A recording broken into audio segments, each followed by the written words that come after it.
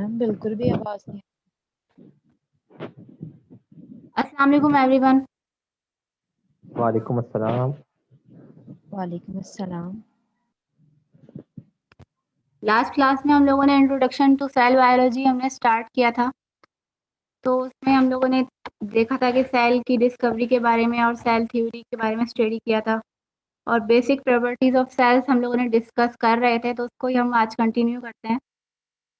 तो basic properties of sales में हम लोग यहाँ तक हम लोगों ने एंड किया था कि ये वाले पॉइंट तक कि cells acquire and utilise energy. Cells acquire करता है और यूटिलाइज करता है एनर्जी डिफरेंट फंक्शंस परफॉर्म करने के लिए सेल्स में। तो उसमें देखा था कि जैसे कि यहाँ पर मेंशन है कि photosynthesis provides fuel for all living organism. Photosynthesis यानी कि लाइट सनलाइट को यूज़ करके जो प्लांट्स फूड प्रिपेयर करते हैं उसको फोटोसिंथेसिस बोलते हैं। तो उसमें क्या हुआ, मिस आपकी आवाज बहुत ड्रॉप हो रही है। आवाज बहुत ड्रॉप हो रही है। इसकी जो फोर्थ प्रॉपर्टी थी जिसमें आपने कहा था कि सेल्स एंगेज देमसेल्व्स मिस वो वाली एक बार रिपीट करवा दें। एक मिनट, ये वाली सारी प्रॉपर्टीज दोबारा से रिपीट करवा देती हूँ ना। यहाँ पर cell engage in mechanical activities ये बोल रही हैं। जी मिस। Yes miss. तो यहाँ पर लिखा हुआ है cell engage in mechanical activities. इसका मतलब क्या है? इसका मतलब यह है कि सेल में जो मैकेनिकल एक्टिविटीज होती हैं, सेल वो क्या कौन कौन सी होती हैं उसमें सेल्स में मैकेनिकल एक्टिविटीज। सेल में मैकेनिकल एक्टिविटीज होती हैं जैसे कि मसल्स की कॉन्ट्रैक्शन होती है। मसल्स कॉन्ट्रैक्शन में जो सेल एक्टिविटीज होती है सेल की वो आ जाती हैं उसके अंदर हमारे पास साइटोकाइनेसिस आ जाती है, यानी कि साइटोप्लाज्म जो डिवाइड होता है ना, जब सेल डिवीजन होती है तो साइटोप्लाज्म क्या होता है, जो पेरेंट सेल होता है उसका साइटोप्लाज्म क्या होता है, 2 डॉटर सेल्स में डिवाइड हो जाता है। तो वो क्या कहलाएगी, सेल्स की मैकेनिकल एक्टिविटीज कहलाएगी सेल की। इसी तरीके से मसल्स जो होते हैं, हमारे मसल्स में जो कॉन्ट्रैक्शन होती है, मसल्स कॉन्ट्रैक्शन जो होती है वो भी मैकेनिकल एक्टिविटीज में आएगी। सेल्स में 3 तरह की एक्टिविटीज होती हैं, एक मैकेनिकल होती है, एक केमिकल और एक ट्रांसपोर्ट होती है। ट्रांसपोर्टेशन में क्या होता है कि जो आयंस सेल्स के ma'am in and out. Cell division actually mechanical मतलब मैकेनिकल एक्टिविटी है। हाँ, सेल डिवीजन में जो फंक्शन परफॉर्म, सेल डिवीजन का जो एक पार्ट है जिसमें क्या होता है, साइटोकाइनेसिस को बोलते हैं सेल डिवीजन में। वो जो साइटोकाइनेसिस होता है ना, वो जब एक सेल जो होता है, पेरेंट सेल जो होता है, वो जब 2 डॉटर सेल्स में डिवाइड हो रहा होता है, जिसके जैसे साइटोकाइनेसिस का मतलब क्या है, साइटो और साइटोप्लाज्म की डिवीजन, यानी साइटोप्लाज्म एक सेल से 2 सेल में, 2 डॉटर सेल में डिवाइड हो रहा है, तो उसको क्या बोलेंगे कि वो इसकी मैकेनिकल एक्टिविटीज है।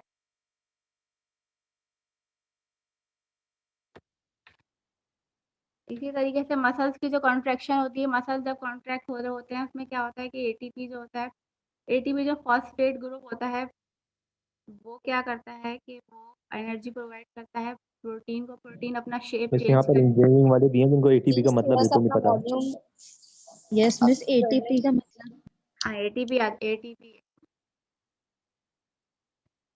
एटीपी क्या होता है, एडिनोसिन ट्राइफॉस्फेट। एटीपी क्या होता है, एक मॉलिक्यूल होता है, एक एटीपी बेसिकली क्या है, एक न्यूक्लियोटाइड है। अब न्यूक्लियोटाइड क्या होता है इसके बारे में भी पता होना चाहिए। न्यूक्लियोटाइड क्या होता है? नहीं पता, हम लोग इंजीनियरिंग के हैं। जी बता रही हूँ। तो न्यूक्लियोटाइड क्या होता है, न्यूक्लियोटाइड जो है, बहुत सारे न्यूक्लियोटाइड्स से मिलकर क्या बनता है, एक पॉलीमर बनता है और या बायोमॉलिक्यूल बोलते हैं उसको, न्यूक्लिक एसिड। न्यूक्लिक एसिड जो बनता है वो किससे बनता है, बहुत सारे न्यूक्लियोटाइड से मिलकर बनता है। सेल में जो न्यूक्लिक एसिड होता है वो किस फॉर्म में मौजूद होता है, in the form of DNA and RNA. और इसके अलावा भी जो जी, मिस डीएनए एंड आरएनए में क्या डिफरेंस है? तो शुगर मॉलिक्यूल का डिफरेंस होता है। उसमें क्या होता है कि deoxy ribose sugar molecule attach होता है और उसके अंदर जो राइबोस शुगर अटैच होती है आरएनए में। Okay miss. तो उसमें क्या होता है कि जो न्यूक्लियोटाइड्स हैं वो किसकी फॉर्मेशन में काम करते हैं, न्यूक्लिक एसिड बनाने में, यानी कि डीएनए और आरएनए में सेल के अंदर। लेकिन जो बहुत सारे न्यूक्लियोटाइड्स, हर कोई न्यूक्लियोटाइड जो है सेल में जो मौजूद होता है वो डीएनए और आरएनए के अलावा भी एक और काम करता है। वो क्या करता है कि वो होता है मिस राइबोज शुगर क्या होता है? कार्बोहाइड्रेट्स होते हैं। राइबोज शुगर क्या मतलब, कार्बोहाइड्रेट्स जो होते हैं बॉडी के अंदर वो डिफरेंट फंक्शन करते हैं इसमें। मीन्स हम राइबोज शुगर्स को कार्बोहाइड्रेट्स कह सकते हैं। जी शुगर कार्बोहाइड्रेट ही होती है। तो उसमें क्या होता है कि एडेनिन ट्राइफॉस्फेट जो है एटीपी एक न्यूक्लियोटाइड है। इस न्यूक्लियोटाइड कैसे बनता है, न्यूक्लियोटाइड में तीन चीज़ होती है, तीन चीज़ें होती हैं न्यूक्लियोटाइड्स में। एक होती है यानी कि एक बेस पेयर होता है, उसपे क्या है एडेनोसिन, एडेनिन होता है उसके अंदर अटैच। फिर उसके एक शुगर मॉलिक्यूल होता है और फॉस्फेट ग्रुप अटैच होता है। फॉस्फेट ग्रुप जो अटैच होता है वो किससे अटैच होता है, शुगर मॉलिक्यूल से फॉस्फेट ग्रुप अटैच हो रहा होता है। तो इसका एक पूरा एक स्ट्रक्चर होता है जिसके अंदर क्या होता है कि एक फॉस्फेट ग्रुप शुगर मॉलिक्यूल से अटैच हुआ होता है, और शुगर मॉलिक्यूल किससे अटैच हुआ होता है, एक नाइट्रोजनस बेस से। इसमें नाइट्रोजनस बेस क्या है, एडेनिन। एडेनिन जब शुगर मॉलिक्यूल से अटैच हुई भी होती है तो उसको क्या बोलते हैं, यहाँ पर क्या एडिनोसिन। यानी कि एडेनिन राइबोज से अटैच हुई भी है तो उसको क्या बोलती है, एडिनोसिन।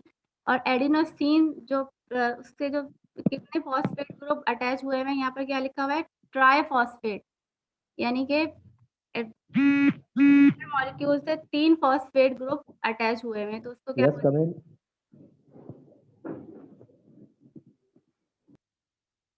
एटीपी। मिस आपकी आवाज बहुत मसला कर रही है।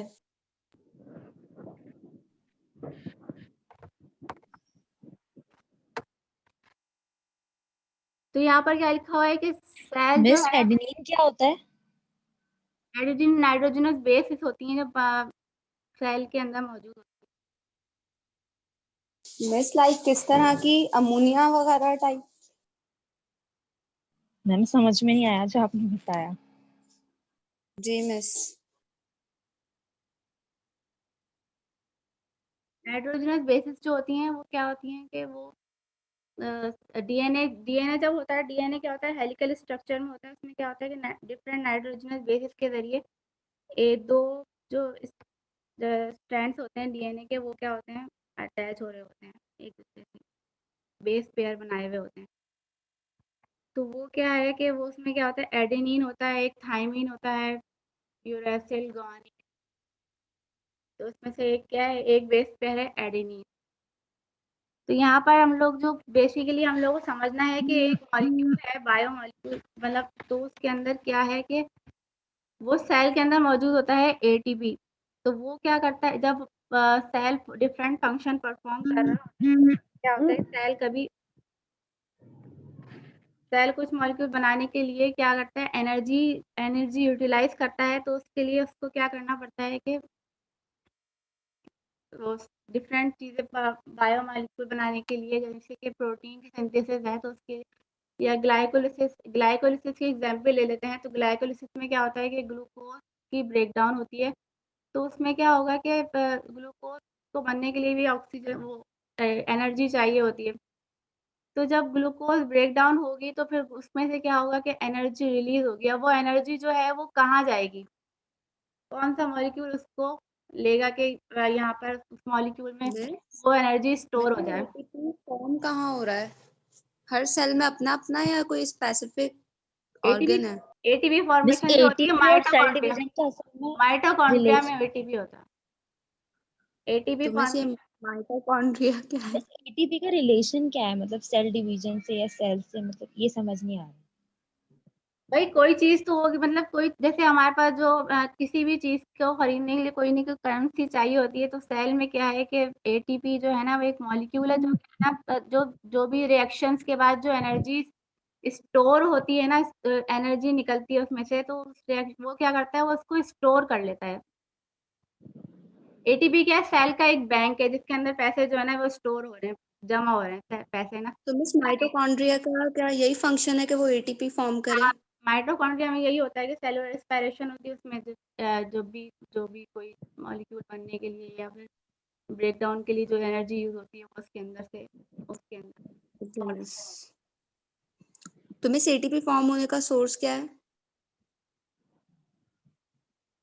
मुझे आपकी आवाज बिल्कुल भी नहीं आ रही। एटीपी फॉर्म क्या मतलब, एटीपी जो है ना वो एक न्यूक्लियोटाइड है जो सेल के अंदर मौजूद होता है। वो एटीपी से जब एटीपी एनर्जी किसी ये फॉर्म होता है या पहले से मौजूद होता है?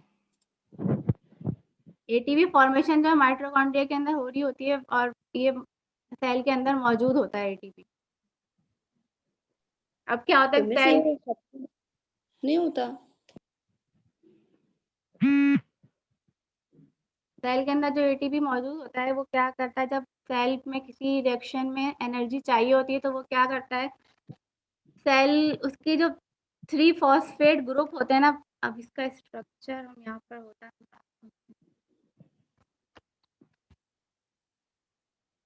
मिस आप एक बार दिखा दें कि किस तरह का मॉलिक्यूल होता है तो मे बी शायद समझ आ जाए।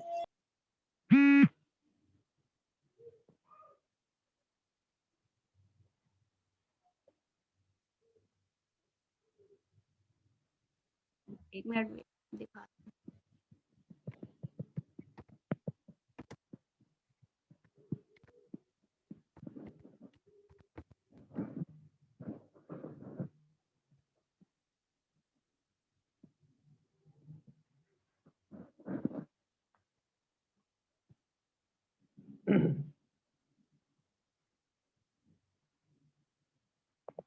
मिस आपकी आवाज नहीं आ रही। एक मिनट वेट।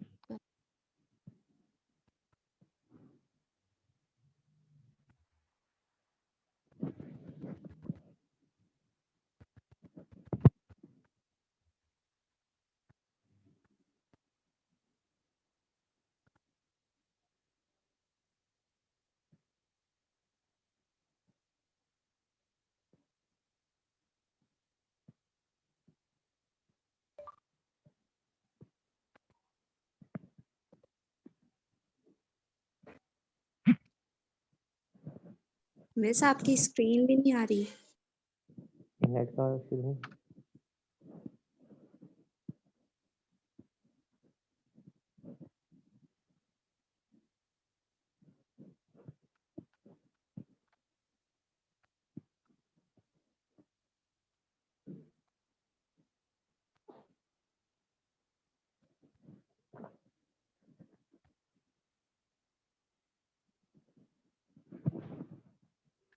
सही, ये अब आप लोग देख रहे हैं कि एटीपी का स्ट्रक्चर। Yes miss. हाँ, तो एटीपी का स्ट्रक्चर में क्या है कि शुगर मॉलिक्यूल के साथ क्या है, 3 फॉस्फेट ग्रुप अटैच हुए हैं।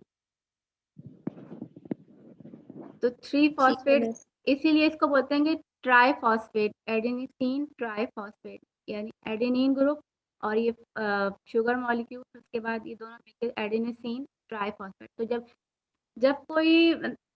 एटीपी बनता है तो उसके लिए ये जो बॉन्डिंग होती है इसके अंदर, ये बहुत इन बॉन्डिंग के लिए एनर्जी बहुत रिक्वायर्ड होती है। तो इसका क्या है कि जब कोई मॉलिक्यूल फॉर्मेशन होती है, जैसे कि अच्छा या फिर कोई ब्रेक डाउन होती है, इस पूरा बस आपकी आवाज बार बार कट रही है।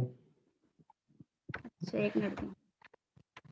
सेल्स में क्या होता है कि एक मेटाबॉलिज्म सेलुलर मेटाबॉलिज्म होता है। इसमें क्या होता है, सेलुलर मेटाबॉलिज्म में सेलुलर मेटाबॉलिज्म होता है कि सेट ऑफ केमिकल रिएक्शन जो कि क्या करते हैं कि फूड को एनर्जी में कन्वर्ट करते हैं, एनर्जी में चेंज कर देते हैं। जब फूड हम लोगों ने कंज्यूम किया तो हमें अब एनर्जी कैसे मिलेगी, हमने खाना तो खा लिया, अब हमने एनर्जी, वो एनर्जी हमें कैसे कन्वर्ट हुई, फूड से एनर्जी कैसे मिली हमें।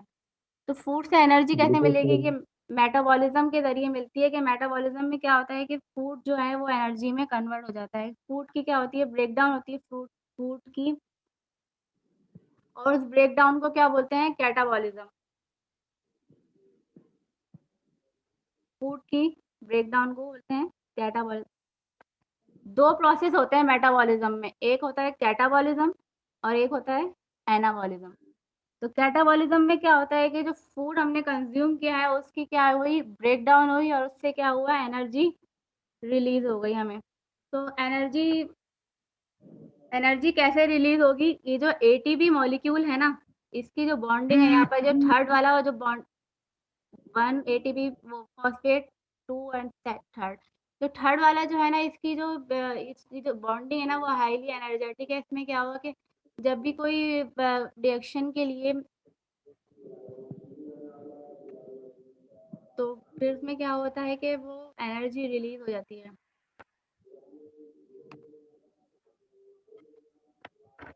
ठीक है मिस।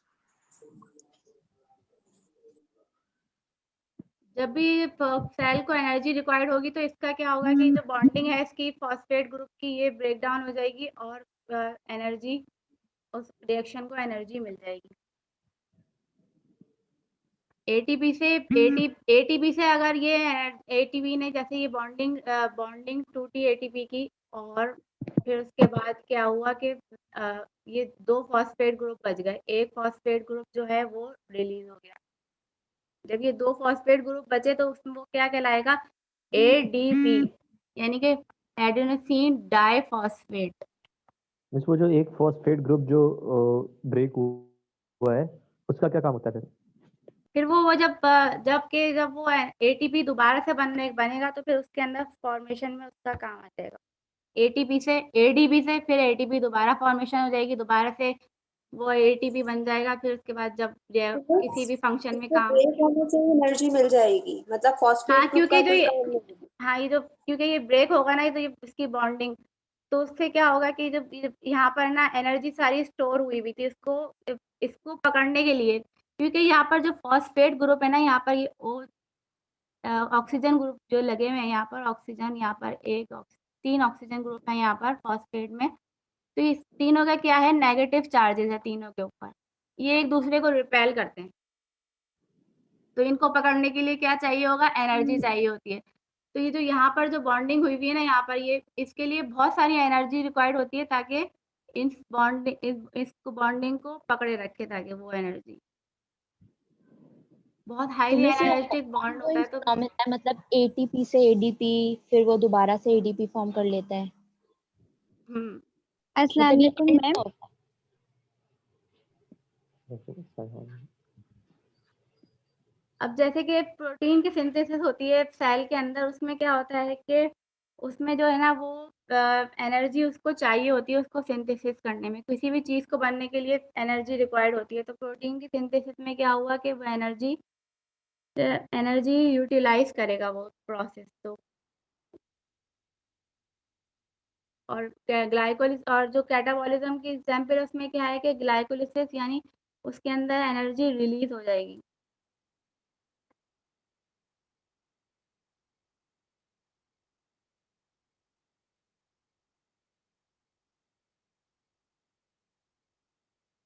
तो यहाँ पर ये क्या है कि सेल में जो है ना एटीपी मौजूद होता है, कभी भी किसी भी काम के लिए सेल को एनर्जी चाहिए होगी तो वो एटीपी से हासिल कर देगा। एटीपी क्या करेगा कि वो एटीपी की हाइड्रोलिसिस होगी, यानी कि एटीपी जो है ना वो वाटर की प्रेजेंस के अंदर एटीपी की हाइड्रोलिसिस हुई, और उसका जो ये बॉन्ड है ना ये ब्रेक हो गया, और इस बॉन्ड की ब्रेकेज से क्या हुआ, हमें एनर्जी मिल जाएगी।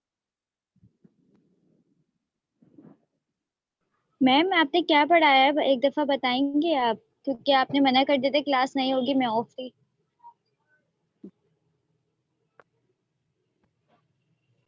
अभी सिर्फ एटीपी का स्ट्रक्चर ही हम लोग देख रहे थे कि एटीपी का स्ट्रक्चर में क्या क्या होता है। एटीपी के स्ट्रक्चर में थ्री फॉस्फेट मॉलिक्यूल होते हैं, उसके अंदर एक शुगर मॉलिक्यूल और एक नाइट्रोजनस बेस होती है। नाइट्रोजनस बेस कौन सी वाली होती है, एडेनिन होती है। एडेनिन के साथ क्या होता है, राइबोस शुगर जो है वो अटैच हुई भी होती है, और 3 फॉस्फेट ग्रुप होते हैं।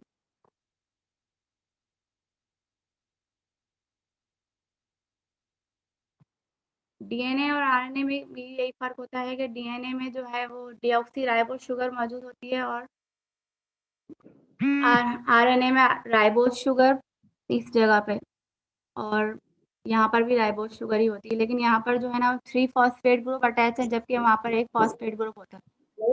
ये जो साइक्लिक स्ट्रक्चर है ये राइबोज शुगर है, जी ये अमोनिया वाले ग्रुप को हटा के। जी रिंग स्ट्रक्चर है ये।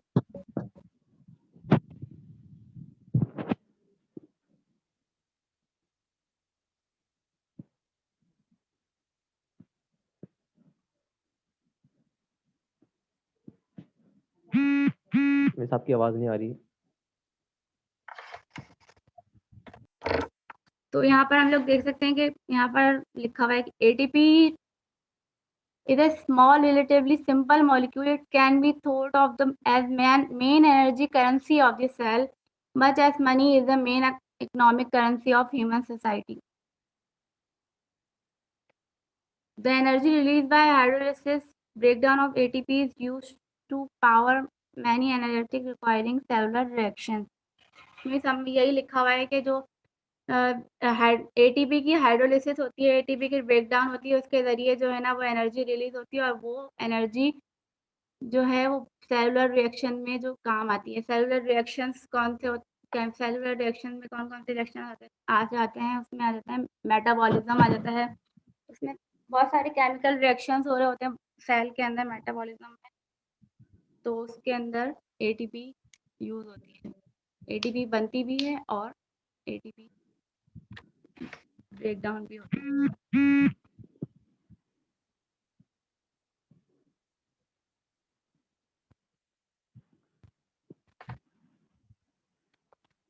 सेकंड इसका पॉइंट है cell carry out variety of chemical reactions. तो केमिकल रिएक्शंस तो यही वैरायटी ऑफ केमिकल रिएक्शंस यानी मेटाबॉलिज्म ही पूरा सेट ऑफ केमिकल रिएक्शंस है जो बॉडी के अंदर सेल में जो है वो परफॉर्म कराता है। तो उसमें ग्लाइकोलिसिस आ जाता है, सिट्रिक एसिड फॉर्मेशन और क्रैब साइकिल, और तो उसके अंदर पूरा मेटाबॉलिक रिएक्शंस हैं सारे, वो उसके अंदर परफॉर्म प्रोटीन की synthesis. Cells engage in mechanical activities अभी बताया। तो और फिर लास्ट वन हमारे पास क्या था? Cells are able to respond to stimuli, यानी कि सेल जो है वो एक्सटर्नल स्टिमुलाई यानी कोई एनी फैक्टर्स यानी जैसे कि टेम्परेचर हो गया, टच हो गया, सेंस ऑर्गन, तो उसके क्या है कि वो उसको रिस्पॉन्ड कर सकते हैं। वो कैसे रिस्पॉन्ड करते हैं कि सेल्स के ऊपर क्या होता है कि रिसेप्टर्स मौजूद होते हैं। रिसेप्टर्स किस चीज़ के बने होते हैं? रिसेप्टर्स होते हैं प्रोटीन्स होते हैं सेल्स की सेल मेम्ब्रेन के ऊपर, जो क्या कर सकते हैं, सेंस कर सकते हैं कि बाहर से कोई फैक्टर है जिसके अगेंस्ट हमें क्या करना है, कुछ रिस्पॉन्स करना है। अब जैसे कि एक प्लांट है, उसकी प्लांट की एग्जांपल ले लेते हैं। टच मी नॉट प्लांट है, उसको क्या करते हैं, अगर हम टच करते हैं तो उसके लीव्स क्या हो जाते हैं, फोल्ड हो जाते हैं। तो उसने क्या किया कि टच जो करना हुआ वो क्या हुआ, स्टिमुलस रिएक्शन है। टच क्या है? स्टिमुलस है। और जो इसके लीव्स हैं जो फोल्ड हो गए हैं, वो क्या हुआ, उसने क्या किया, सेल्स ने रिस्पॉन्ड किया उसको। इसी तरीके से हम जो टच होता हम लोग हमारी बॉडी पे हम टच करते हैं तो फिर हमें फील होता है, पेन फील होता है। जितना प्रेशर होगा उतना ज़्यादा पेन फील होगा। इसी तरीके से टेम्परेचर का ज़्यादा कम होता है तो उसकी वजह से हम हमारे जो सेल्स है वो रिस्पॉन्ड करते हैं। सेल्स के ऊपर जो रिसेप्टर्स होते हैं सब वो काम ये कर रहे हैं, उनका जो फंक्शन होता है वो ये फंक्शन परफॉर्म करते हैं कि कैसे रिस्पॉन्ड करना है एक्सटर्नल फैक्टर से, यानी एक्सटर्नल स्टिमुलाई से कैसे रिस्पॉन्ड करना है। मिस आपकी आवाज कट रही है बार बार। तो ये जो 4 पॉइंट्स हैं ये आप लोगों को क्लियर हुए?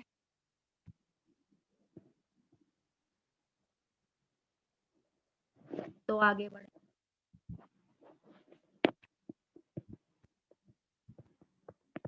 जल्दी से बता दें। क्या बताना है मिस? ये पॉइंट्स क्लियर हो गए तो फिर आगे पढ़ते हैं। जी मिस। यस मिस, काफी हद तक हो गया।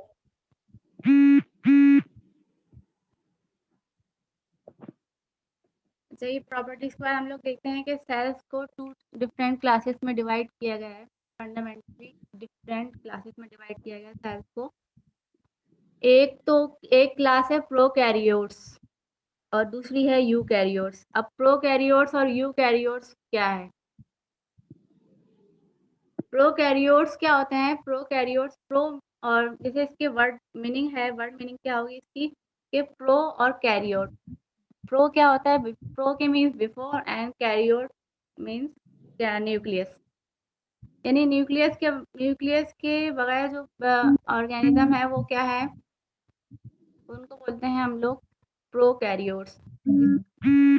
और जो यूकैरियोट्स होते हैं उसमें क्या होता है कि ट्रू न्यूक्लियस होता है उसके अंदर, यानी कि जो जितना भी जेनेटिक मटेरियल होता है ना सेल का, वो किसमें होता है? वो न्यूक्लियस के अंदर होता है, न्यूक्लियस के अंदर कवर होता है, न्यूक्लियर मतलब कि मेम्ब्रेन के अंदर। प्रोकैरियोट में और प्रोकैरियोट्स में जो है ना वो न्यूक्लियर मेम्ब्रेन नहीं होती, यानी न्यूक्लियस नहीं होता। तो उसके अंदर क्या होता है कि वो एक रीजन होता है, उसको बोलते हैं हम लोग न्यूक्लियाइड रीजन। तो उसके अंदर वो वहाँ पर जो है ना वो जेनेटिक मटेरियल जो है ना वो सेल यू प्रोकैरियोट्स का मौजूद होता है, लेकिन वो कवर नहीं होता न्यूक्लियर मेम्ब्रेन से, वो वैसे ही होता है, इस रीजन के अंदर मौजूद होता है। और जबकि यहाँ पर जो है ना वो न्यूक्लियस के अंदर कवर होता है, न्यूक्लियर मेम्ब्रेन के अंदर जेनेटिक मटेरियल यानी डीएनए आरएनए वगैरह। तो सबसे पहले डिफरेंस तो इसके अंदर यही हुआ कि ये ट्रू न्यूक्लियस है और ये ट्रू न्यूक्लियस नहीं।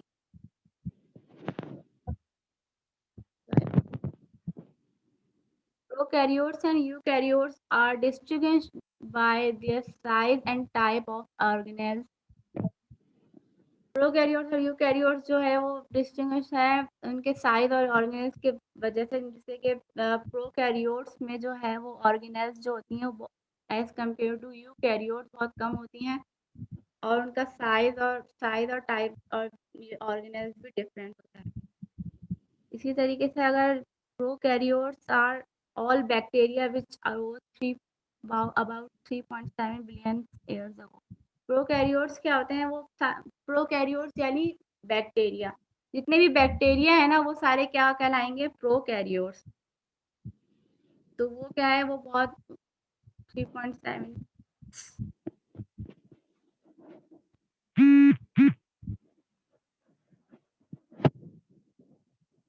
Eukaryotes include protist, animals, plants and fungi. जितने भी प्रोटिस्ट हैं वो और एनिमल हैं, प्लांट और फंजाई, वो किस में आएंगे? यूकैरियोट्स में। यूकैरियोट्स क्या हो सकते हैं? वायरसेस जो होते हैं वो यूकैरियोट्स होंगे कि प्रोकैरियोट्स? कौन? दोबारा पूछें। वायरस जो होता है नहीं, वायरस जो है ना वो वायरस जो है ना वो प्रोकैरियोट्स में आएंगे ना वो यूकैरियोट्स में आएंगे। वायरस जो है वो वायरस सेल्स अलाइव नहीं होते। वायरस सेल्स में क्या है कि वायरस सेल्स जो होते हैं वो जब मतलब किसी बॉडी के अंदर एंटर होते हैं, जैसे कि ह्यूमन बॉडी के अंदर अगर वायरस एंटर हुआ तो उस वायरस सेल जो है उसके अंदर सेलुलर मशीनरी नहीं होती कि वो अपने आप को रेप्लिकेट कर सके, जब तक कि वो किसी बॉडी के अंदर एंटर नहीं होगा। और उसके अंदर एंटर होने के बाद उसकी सेलुलर मशीनरी यूज करके वो रेप्लिकेशन करता है। उसके हर काम जो जिस भी सेल के अंदर, लिविंग सेल के अंदर वो एंटर होता है ना, उसके हर चीज में वो घुस जाता है और उसके हर चीज यूज करके फिर वो रेप्लिकेशन उसकी होती है और फिर वो बनता है। इसलिए वायरस को ना यूकैरियोट्स में लेते हैं और ना ही प्रोकैरियोट्स में लेते हैं।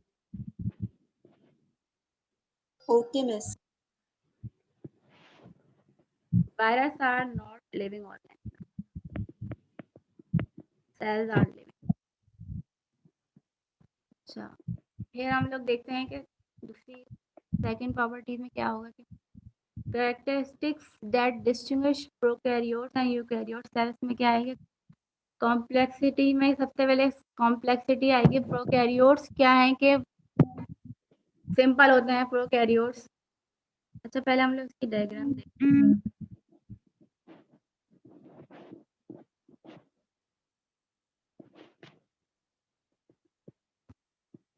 अच्छा, ये प्रोकैरियोट्स है यानी बैक्टीरियल सेल है ये।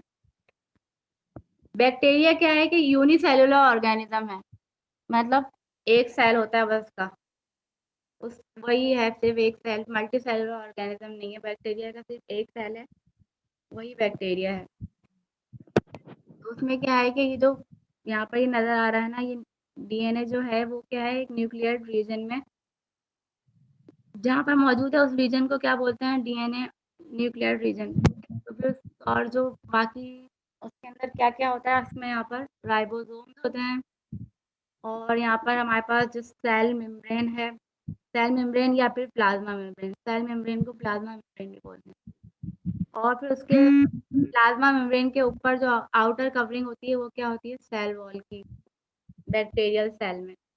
बाकी एक कैप्सूल।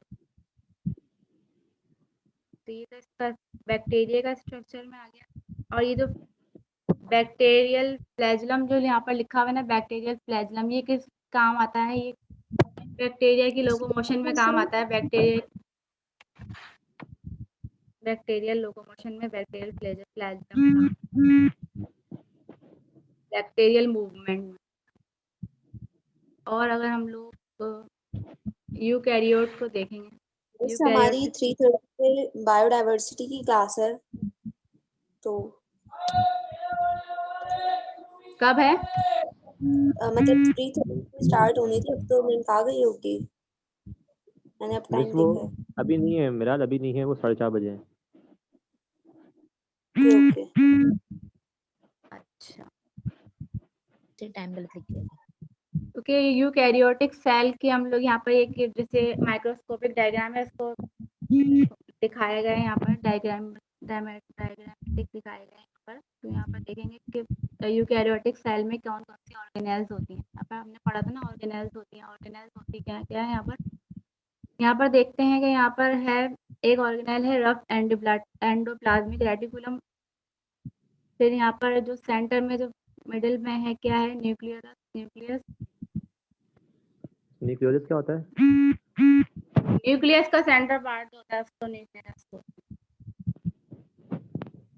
अच्छा, यहाँ पर हमारे पास गोल्जी बॉडीज हैं या गोल्जी कॉम्प्लेक्स बोल सकते हैं उसको। प्लाज्मा मेम्ब्रेन जो आउटर यूकैरियोटिक सेल में जो है, यूकैरियोटिक सेल और प्रोकैरियोटिक सेल में मेजर डिफरेंस क्या है कि उसमें यूकैरियोटिक सेल में जो है वो प्लाज्मा मेम्ब्रेन होती है, आउटर लेयर। और जो प्रोकैरियोटिक सेल में जो है ना, वो क्या होती है, सेल वॉल होती है। यूकैरियोटिक सेल में तो दोनों होती है, बल्कि यूकैरियोटिक सेल में, प्लांट सेल में जो है ना, सेल वॉल भी होती है, प्लांट सेल और एनिमल सेल।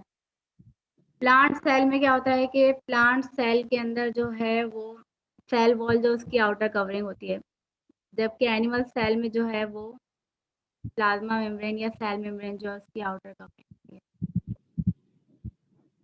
तो ये इसका स्ट्रक्चर है।